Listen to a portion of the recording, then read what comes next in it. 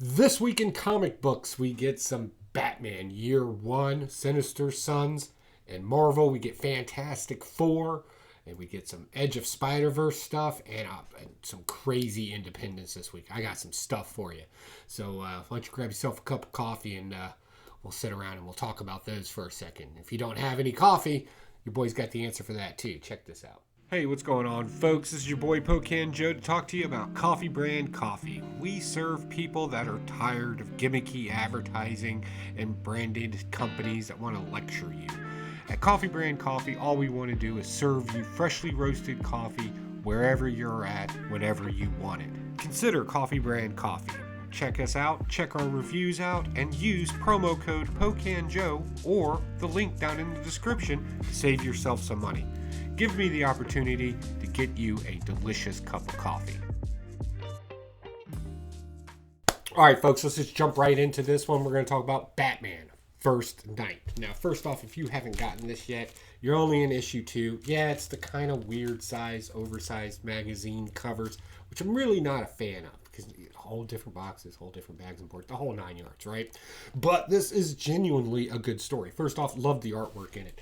I'll put it this way. If you like 1940s detective noir / horror, right? You would be a fan of this. It's got everything you need. It's got Batman being electrocuted in a chair. That's an homage.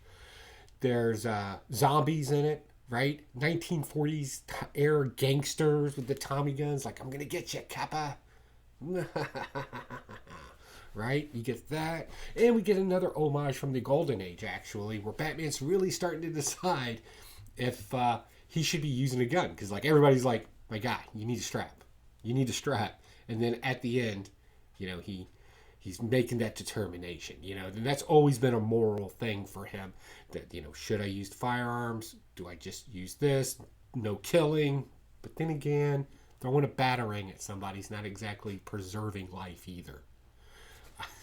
I'm just saying, the thing's sharp. But anyway, this is a great homage because back in 1939, 1940s, in both Detective Comics and Batman, he was packing 1911s in those. It's quite the handgun. So yeah, I really, really enjoy this because it's got so much going on, but it's all cohesively put together that it makes sense. And the story just reads like something you would watch on television. The dialogue makes sense. There's nothing weird.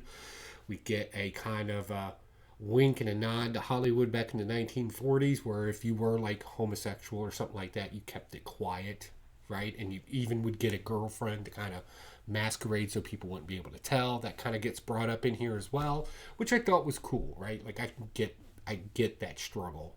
I can understand that struggle, I guess I should say. So yeah, it just made sense to me. I really enjoyed it. I thought it was great. I think it reads very well. It's the first year Batman where he's figuring it out. And you kind of see, like, in the background, just as a little caveat that I really like. This is how much detail they're putting into this. In the background, like when Bruce Wayne's in his lab or whatever, his bat cave. In this case, it looks more like a basement. It looks like something you would see in an old horror movie. It's like the apothecary type bottles everywhere and lab equipment that you would expect some at-home mad scientist to have. And I just thought that was a great little thing that kind of stuck out to me because you always see them in there. So I just thought that was great. And it's smart and it's witty. And even some of the funny parts in it, I'm assuming are funny parts. They made me laugh. Yeah, definitely a pick. Definitely just a hot pick this week. Man, jump on board if you haven't already. It's a good read. I only speak to reading. I do not speak to reselling or anything like that. For readers. All right, moving on. All right, another book from DC. We got Sinister Souls. This is number 3. This is great. I'm not sure what was going on online. Like Key Collector and a bunch of other ones were saying it was the first appearance of Spaceman Joe. There's no Spaceman Joe in this. His name's Major Tom, and yeah, he is a spaceman. I was kind of hoping it was an Adam Strange kind of thing, but no, they went this route with a new character in it. He's been stuck inside his space whale forever. That's right, I said space whale. It's a silly comic book to begin with. Don't judge yet.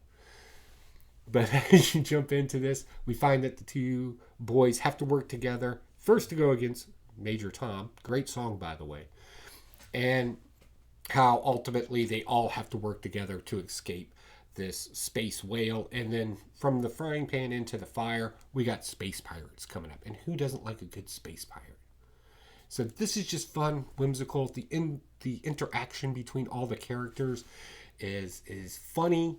It's made to be funny, and it's funny watching kids getting thrown, not in real life in comic books, but it's fun to watch them kind of get thrown into adult situations and still see the child come out, right, in these situations. I always think that's really fun. It definitely adds a different perspective to storytelling, and I really enjoy it. Moving on, Edge of the Spiderverse. So first off, great cover. If you were expecting Gwen Stacy in this comic book, no. But this is Edge of the Spiderverse number 3. And so you have 2 stories in here that are kind of based in the LGBTQ plus communities, as both of our characters in here are, I want to say gay. gay. They're both gay. You need to know that going into this, because they make a point of it in the story, right? I'm not trying to be weird about this. Again, I'm just saying they are. It's important in the story that you know it, and they can still do great things. Okay, I'll agree with. In this one, we see our first appearance of Star Spider, a futuristic kind of tech, sci-fi, nano-robotic, suit-wearing spider lady, woman, person, doesn't matter. And in the second story, you get Spider Weaver, a already known character and been established as a gay character in the Spider-Verse. And you kind of learn a little bit more about him and his interactions with Peter Parker being his friend. Both of them are great. I didn't see the sexuality part of it as a big part of the story. But the adventures that they're putting them through and stuff like that, I thought that was fun. I thought that was genuinely fun. The dialogue made sense again. The first one, not so much as the second one. Surprisingly, the second one with your more flamboyant spider character. It was fun, comical, on the nose. It was fun. And for the most part, I'm okay with it. I'm still not okay with the Edge of the Spider-Verse thing overall. I think it's just a cheap gimmick to sell new characters, first appearances, so people will buy them, especially people that deal heavily in the secondary market will try to sell these as first appearances of characters that you probably won't even care about. Like, that happens all the time. If it did, then Omek number 1 would be like a huge book to buy. You can still buy it for like $3 anywhere. So, I don't know. I think it's kind of a hit or miss for me at the end of the day. But out of the 2 that came before this was probably the funner read of both of them. Moving on into Marvel, we go a little deeper with Fantastic Four. So this was fun, and I regret getting this cover, because after I read it, I was like, oh, I should have went with the more noir detective cover. Noir detectives are a hot thing right now, it looks like. So in this one, you don't find out what's going on until the end. It's one of those kind of stories, right? Where you start at the end and the beginning and blah, blah, blah. And it's kind of weird. Trapster, a known villain in the Marvel universe, has a cosmic cube and kind of traps everybody in like an imaginary or alternate reality where they're all in 1940s kind of detective noir type of stories. So it was fun to read to kind of take it out of that. Usually, from what we've read up so far, you get a lot of good based science type of little things in this. And this one, not so much. You just get a great story. It's based in noir and heavily on the woo-woo side of it. You know, cosmic cube, changing reality, right? Alicia, who's been featured a lot in the Fantastic Four comic books, the blind wife of the Thing. I can see why she's blind. I'm going to leave that one alone. She kind of is the main focus in this one. She's the heroine of the day, finding the cosmic cube. She's kind of the detective in the imaginary world, with a lot of help. Like, Thing is Ben Grimm. He's just normal Ben Grimm in this. And, of course, the CNI dog. I'm not sure who the CNI dog was supposed to represent. I don't know. And, of course, Johnny Storm. So, I don't know. Kind of, as far as it being a noir story, I always like those kind of stories, right? That 1940s, yeah, I'm a gangster, you see? I guess that's how they talked. I don't know. Everything was meow. Anyway, I always like those kind of stories. I think they're fun. I would say they're nostalgic, but I'm not from that era, so I can't really say nostalgic either. But I don't know. It's just a classier read for me, and classier visuals for me as well. So I enjoyed the story, but this one, I don't know. As far as it goes, I don't know if it's just I'm drawn to these kind of stories or if this was actually a good story. So I'm kind of up in the air on this one. I'm just going to leave it alone. Next, we got The Incredible Hulk number 11. So this wraps up our side quest with Frozen Charlotte, who has the name of an angel. We find out more of her backstory and why she is what she is.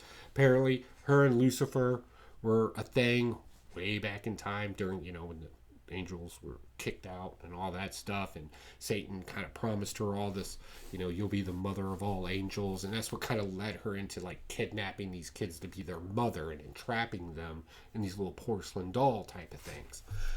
I think that's interesting. I always like it when you take religious stories and you kind of expound on them in a more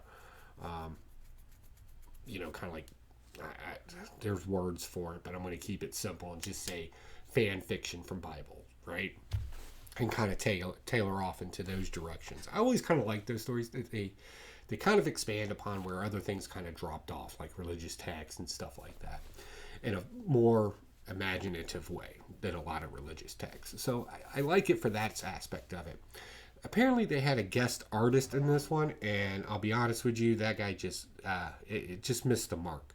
Given what we've been given so far up in the Incredible Hulk series and the artwork and everything just kind of vibed with it, this one came off extremely cartoony, and it just kind of missed the mark. I'm not saying it was bad art. I'm not judging the art in that way.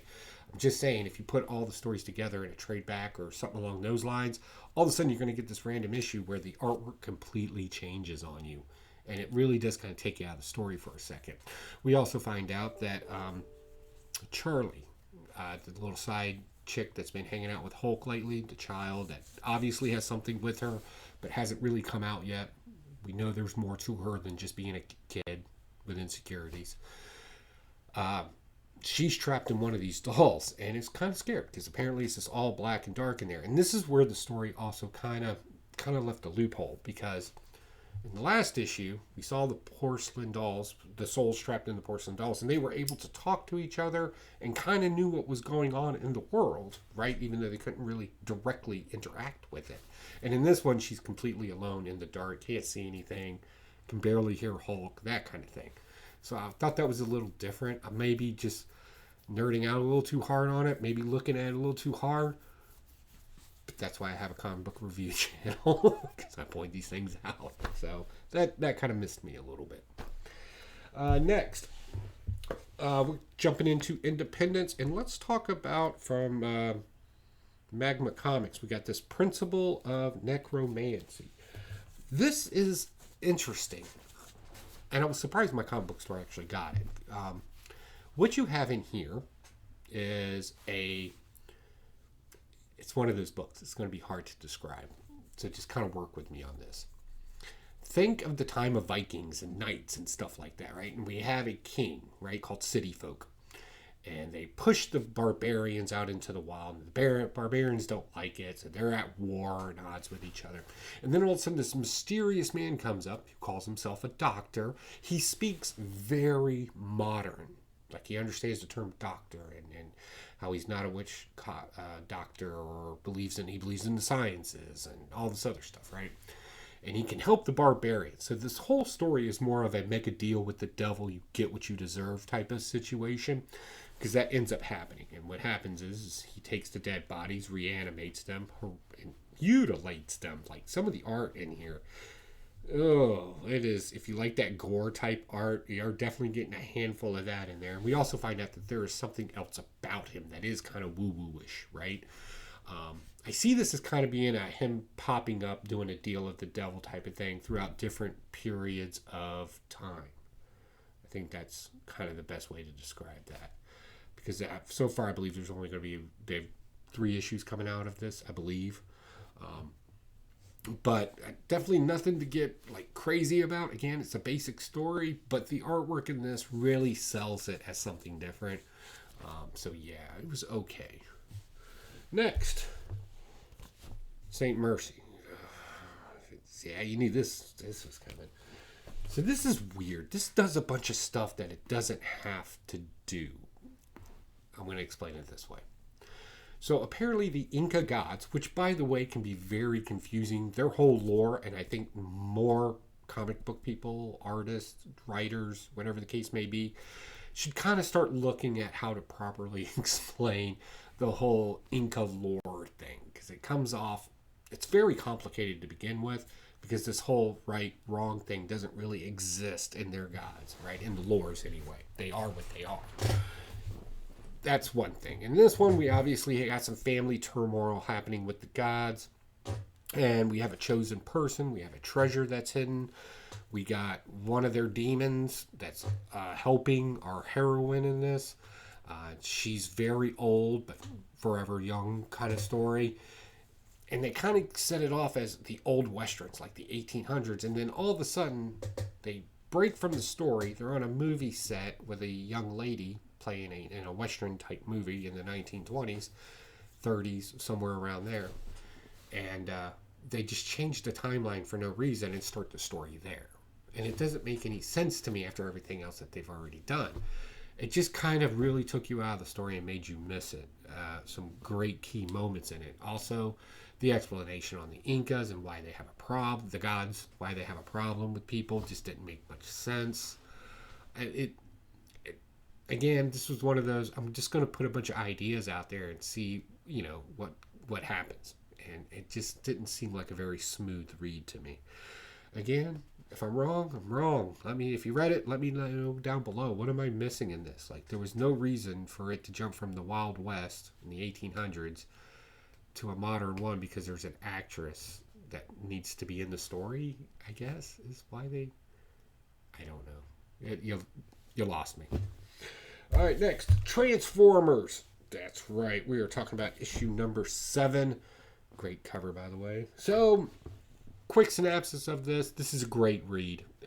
This, Duke, the whole Energon universe thing, great read. In here, you get a kind of a tip of the hat to some older Transformers. We find out why they're not in the story, because they're dead. We get a change of command over in the Decepticons as Soundwave just is tired of Starscream. And honestly, he's not. He's kind of a bitch. Right? He beats the hell up out of him, throws him off a cliff. Now he's in charge. Spike finds out his father, Spark, is dead. I don't know why they went with their name. They could change names, but it is what it is. And we also find out something interesting. Optimus Prime. So, make sure I do this right. Spark walked into the All-Spark. I'm trying. And kind of killed himself to kind of re-energize it. And then, of course, Optimus Prime puts it back inside of him. But now, Optimus Prime is getting these kind of flashbacks of what Spike looked like when he was a child and stuff like that, right? It's a little woo-woo-ish, I'll be honest with you. But I can kind of see the keeping the heart in the story, right? Keeping the emotional feeling in it.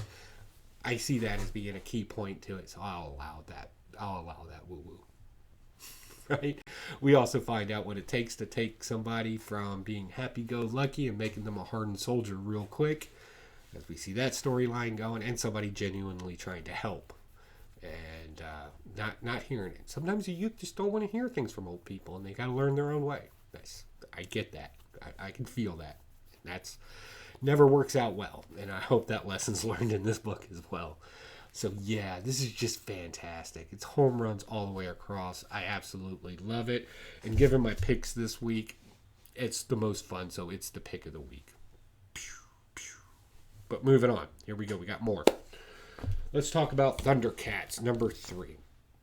All right, so great cover. Meow, right? This is kind of getting weird. So we're kind of getting off of what we would know Thundercats to be, whether it's from the 80s, the reimaginings, whatever the case may be. And it's kind of telling its own story at this point, with homages to the past, of course. In here, the mutant Slave kind of meets up with his monkey friend. I always forget that dude's name. his monkey mutant friends on Third Earth, right? They kind of capture him. You know, who's the better mutant is the argument right now there. We get Snarf. You remember Snarf, right? He's back. He's been hiding out on the ship, hiding a bunch of treasures from Thundar.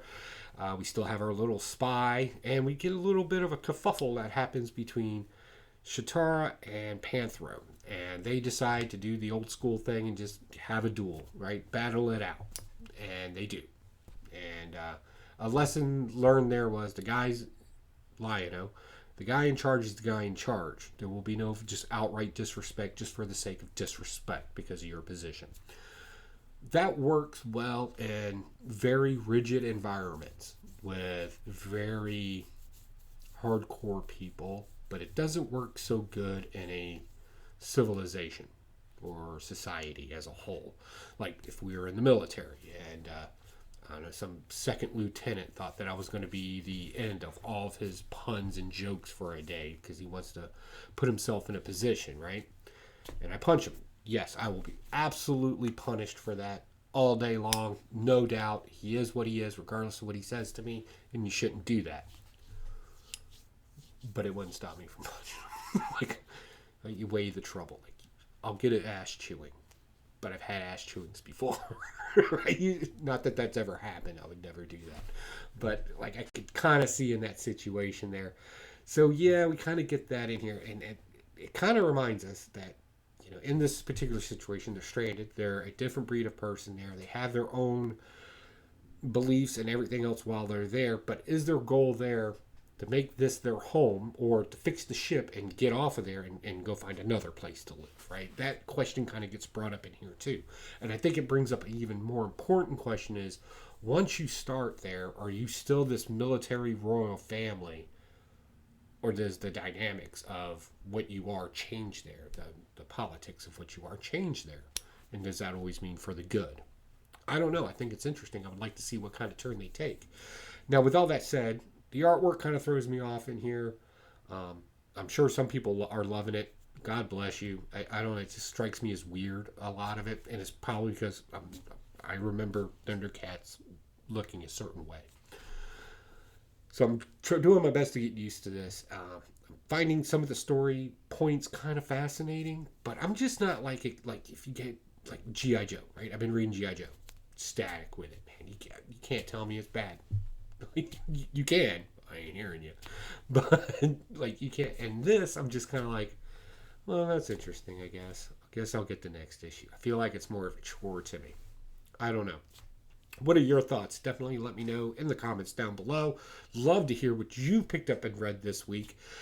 As always, it's fascinating. If I missed something, definitely let me know. I feel like I should have gotten Action Comics, because I know that's going down a whole nother storyline now with Brainiac and everything. And I don't know. I just wasn't feeling it. So let me know if I missed out on that or anything else. That's fine too. Keep your eyes open. Evil Air Projects next month. I'm going to teach you how to make yourself villain rich.